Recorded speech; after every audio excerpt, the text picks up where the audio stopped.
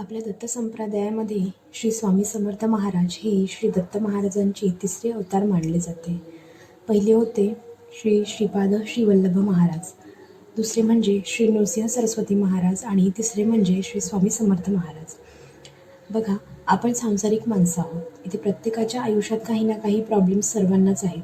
कोणीही पूर्ण सुखी नाही. तुमच्यापासून माझ्यापर्यंत जगामध्ये कोणीच पूर्ण सुखी नाही. काही ना काही त्रास दुःख सर्वांच्या जीवनात आहेतच. आणि म्हणून आपण देवाच्या सानिध्यात येतो, देवाची भक्ती करतो आणि जेव्हा आपण अध्यात्मात येतो तेव्हा आपल्यामध्ये एक पॉझिटिव्हिटी येते आणि बरेच प्रॉब्लेम्समध्ये आपल्याला मार्ग मिळायला लागतात. आपल्या बरेच प्रॉब्लेम्स मार्गी लागायला मदतसुद्धा होते. आपण सर्व स्वामी महाराजांची सेवा करतो, नित्यसेवा करतो, पारायण स्तोत्राचे पठण करतो. तर त्यातीलच काय आणखी एक अतिशय प्रभावी सेवा म्हणजे घोर कष्टोद्धरण स्तोत्र. तर आज या स्तोत्राबद्दल थोडी माहिती बघणार आहोत. नमस्कार, मी पूजा. माझं तुमच्या यूट्यूब चॅनलवर खूप खूप स्वागत करते. तर घोर कष्टोद्धरण स्तोत्र हे स्तोत्र 5 श्लोकाचे असून अतिशय सुंदर असं आणि आपल्या कष्टाचे हरण करण्यासाठी श्री दत्त महाराजांना केलेली प्रार्थना म्हणजेच घोर कष्टोद्धरण स्तोत्र आहे. या स्तोत्राच्या नावातच त्या स्तोत्राचा अर्थ दडला आहे, म्हणजेच घोर कष्ट उद्धार. तर आता स्तोत्राबद्दल थोडी माहिती जाणून घेऊया. मनुष्य जन्म हा मुळी पाप आणि पुण्य याच्या संमिश्रणातून साकार होतो.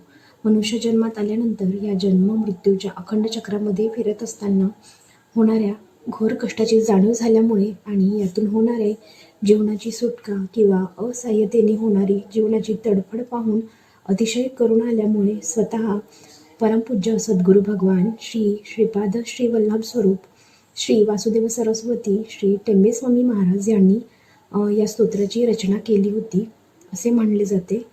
म्हणजेच जीवनातील कितीही संकट प्रॉब्लेम्स असतील तरी ह्या सेवेने प्रत्येक अडचणी प्रॉब्लेम्समधून मार्ग नक्कीच मिळतो असे बऱ्याच लोकांचे अनुभव आहेत. कारण खूप जास्त प्रभावी हे दत्त महाराजांचं स्तोत्र आहे. संकट निवारण होण्यासाठी आणि तसेच गुरुग्रह पीडा दूर होण्यासाठी या स्तोत्राचे पठण रोज नित्यसेवेमध्ये करावे. जीवनात कष्टाला पर्याय नाही.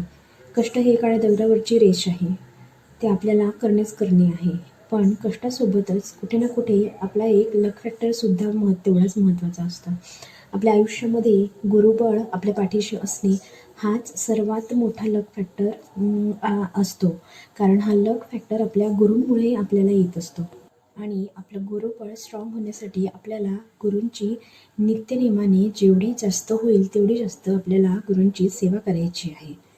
आपलं गुरुबळ स्ट्रॉंग होण्यासाठी आपल्याला गुरूंची सेवा करणे खूप जास्त महत्त्वाचे आहे. जर तुमचं गुरुबळ स्ट्रॉंग नसेल तर कितीही कष्ट करा, कितीही प्रयत्न करा, काहीही उपयोग होणार नाही. कारण जीवनामध्ये गुरूंचं पाठबळ असणं, गुरुबळ स्ट्रॉंग असणं खूप महत्त्वाचं आहे. घोर कष्टोद्धरण स्तोत्र हे अतिशय प्रभावी स्तोत्र आहे. स्तोत्र वाचायला अगदी 1 मिनिट लागतो. संस्कृतमध्ये आहे त्यामुळे स्टार्टिंगला थोडा वाचायला वेळ लागू शकतो. यूट्यूबला सहज उपलब्ध आहे, तर त्यामुळे तिथून ऐकू शकता. स्टार्टिंगला वाचन शक्य नसल्यास ऐकावे. रोज 5 ते 6 दिवस कंटिन्यू ऐकू हे स्तोत्र पाठ होतं. तुम्हाला आयुष्यातील सर्व अडचणींमधून जर खरंच निघावंसं वाटत असेल तर नक्की या स्तोत्राचे पठण करा. संकल्पयुक्त सेवा करू शकता. संकल्पयुक्त करायचं असल्यास खूप जास्त प्रभावी ठरते. 11, 21, 51 किंवा 108 दिवसांची संकल्पयुक्त स्तोत्राचे पठण करून सेवा करू शकता. जसे 21 दिवसाची करायची असल्यास 21 दिवस रोज 11 वेळा स्तोत्राचे पठण करावे. किंवा जर 51 दिवसाची करायची असेल तर 51 दिवस रोज 11 वेळा स्तोत्र हे वाचायचे आहे. तर अशा प्रकारे संकल्पयुक्त कितीही दिवस करू शकता. जेवढ्या दिवसाची संकल्पयुक्त सेवा आपण करणार असू तेवढे दिवस मांसाहार कडकडीत वर्ज्य करायचा आहे. मांसाहार जमत नाही, त्यामुळे तो नियम पाळूनच संकल्पयुक्त सेवा करायची आहे. जर नित्यसेवेमध्ये करणार असाल तर संकल्प घ्यायची गरज नाही. नित्यसेवेमध्ये रोज पठण केले तर अतिउत्तम. ज्या दिवशी तुम्हाला मनाला वाटेल की हे स्तोत्र मला वाचायचे आहे किंवा ऐकायचे आहे, त्या दिवसापासूनच तुम्ही ऐकायला किंवा वाचायला सुरुवात करू शकता. ज्या दिवशी तुमच्या मनाची तयारी होईल तोच एक शुभ मुहूर्त कोणत्याही गोष्टीसाठी करावा. नक्कीच आयुष्यात खूप बदल होतील. रोज या स्तोत्राचे पठण करून बघा, तुम्हाला बदल नक्की जाणवेल. स्तोत्रामधील श्लोकांचा अर्थ जाणून घेऊया. स्तोत्राची सुरुवात अशी आहे. श्रीपाद श्रीवल्लभ त्वं सदैव श्री दत्तास्मान् पाहि देवाधिदेव भावग्राह्य क्लेश हरिंसुकीर्ते घोरात कष्टादुधारास्मान नमस्ते. म्हणजेच मराठीमध्ये याचा अर्थ होतो, हे देवाधिदेवा श्रीपाद श्रीवल्लभा, तू नित्य निराकार निर्विकार आहेस. तूच स्वयं श्री दत्तात्रेयांचा स्वरूप आहेस. माझ्या प्रार्थनेला तू फलद्रूप करून आपल्या शरणात घे आणि आमचे रक्षण कर. आमचे सर्व प्रकारचे दुःख क्लेश यांच्यातून तू हरण कर. आम्ही तुझी भक्ती करतो, तुझे सुंदर नामाचे गुणगान करतो, कीर्तन करतो. घोर कष्टातून आमचा उद्धार कर. आम्ही तुला नमस्कार करतो. त्यानंतरचा श्लोक आहे.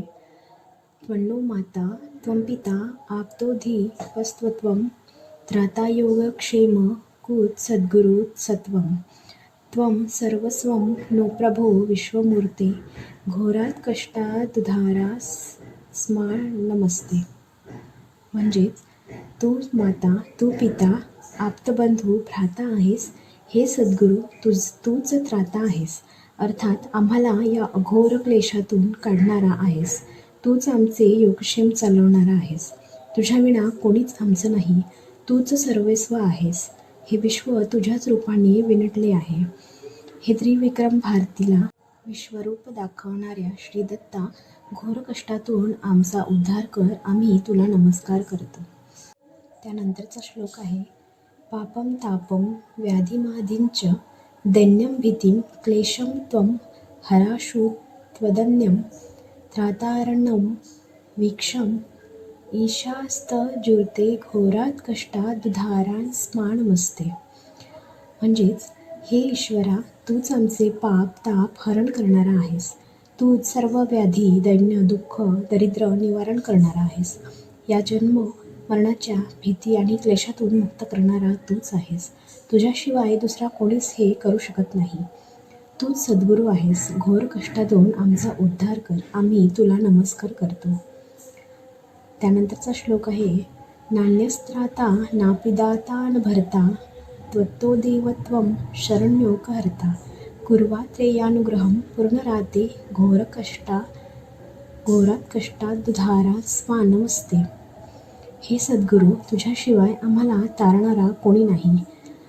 आम्हाला देणारा आणि आमचं भरणपोषण करणारा पण तुझ्याशिवाय कोणी नाही. तेव्हा हे सद्गुरू, आम्ही तुला अनन्य शरण आलो आहे, कारण तूच आमचा देव आहेस. हे आत्रेया, आमच्यावर अनुग्रह कर. घोर कष्टातून आमचा उद्धार कर. आम्ही तुला नमस्कार करतो. त्यानंतरचा श्लोक आहे. धर्मे प्रीतिं सन्मतीं देवभक्तिं सत्संगातिं देहि भुक्तिं च मुक्तिं भावासक्तिं चखिलानंदमूर्ते घोरात कष्टादुधारास्मान नमस्ते. हे अखिलानंदमूर्ते, तूच जगातल्या सगळ्या आनंदाची साक्षात मूर्ती आहेस. आम्हाला धर्मावर प्रीती दे, सन्मती आणि तुझी अर्थातच देवाची भक्ती दे. हे देवा, आम्हाला सत्संग अर्थातच चांगल्या लोकांचा साथ दे. जगातले भोग भोगून आम्हाला मुक्ती दे. तुझ्या चरणी आमचा सतत भाव असो हीचा आसक्ती दे. घोर कष्टातून आमचा उद्धार कर. आम्ही तुला नमस्कार करतो.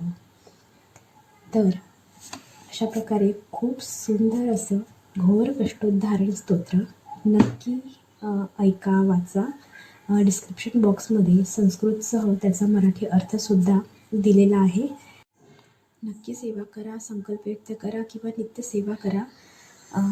ज्यांनी घोर कष्टोद्धारण स्तोत्र ही सेवा केलेली आहे त्यांनी तुमचे जे काही अनुभव आहेत तर ते नक्की कमेंट बॉक्समध्ये शेअर करा. आणि व्हिडिओ बघितल्याबद्दल खूप खूप धन्यवाद. व्हिडिओ माहितीपूर्ण वाटल्यास आवडल्यास व्हिडिओला लाईक आणि शेअर नक्की करा आणि चॅनलला सबस्क्राईब नक्की करा. नमस्कार.